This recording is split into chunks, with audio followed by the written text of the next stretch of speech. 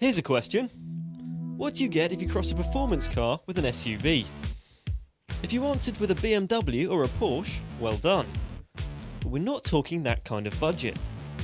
How does this grab you? It's the new Mazda CX-7. And it's only £24,000. That's about what you'll pay for a higher spec ordinary SUV from the likes of Honda, Citroën and Hyundai. And the CX-7 is certainly offering something different. Not convinced? Let's check the specs. Seating for 7? No actually. Those others might do, but the CX-7's only available with space for 5. Cutting edge diesel engine technology for greater fuel economy and cleaner emissions.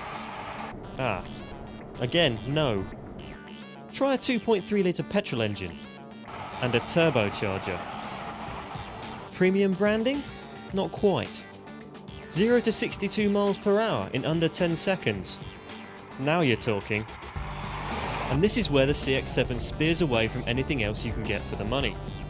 Pitched as a niche within a niche, it's the first really affordable attempt at a performance SUV. Mazda calls it a sports crossover. We say, so much for physics. For despite its chunky appearance, this 4x4 does 0 to 62 in just 8 seconds. It tops out at 130 miles per hour. You can and will worry hot hatch drivers with the pace of this thing, and its agility is almost unnerving. Steering and body control are impressive for a car, let alone a 1700 kilo SUV. 256 brake horsepower means effortless straight-line urge, while the traction provided by the intelligent four-wheel drive system is everything you'd want and then some in a vehicle this big. A few sudden direction changes will soon remind you that you are not, in fact, driving Mazda's excellent 6 MPS Sports Saloon, which is where most of the oily bits were stolen from. But the high centre of gravity and a somewhat reluctant 6-speed manual gearbox are about all that dent the CX-7's performance appeal. It's a serious tool. There are of course downsides to such an uncompromising approach. You can forget about taking it off-road, for example. That's not what the CX-7's for at all. It can be a pain in traffic. The ride is on the hard side, if well judged for the handling. And a turbo petrol SUV really isn't going to make you any friends amongst the environmentally concerned. The interior design is great, but with all these similar looking buttons it does get confusing at night. And some of the plastics are a little cheap. The lack of a 7-seat option is unfortunate, but there is a clever folding mechanism to help you make the most of the load space.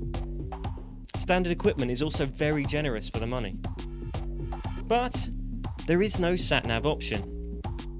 Mazda has clearly achieved exactly what it set out to do with the CX-7. It really does bring the performance philosophy of the MX-5 and the RX-8 sports cars to the SUV. It certainly isn't for everyone, but Mazda is only planning to sell around 1,000 a year. Those who do choose the CX-7 will find themselves with an SUV that's not just different, but actually a genuine alternative to a performance saloon. And so the good points. The CX-7 has very impressive on-road performance. It is the best handling SUV this side of a BMW or a Porsche, and the fitted kit makes it very good value.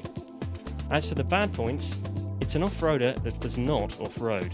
Interior quality and control layout could be better, and the turbo petrol engine is not at all green.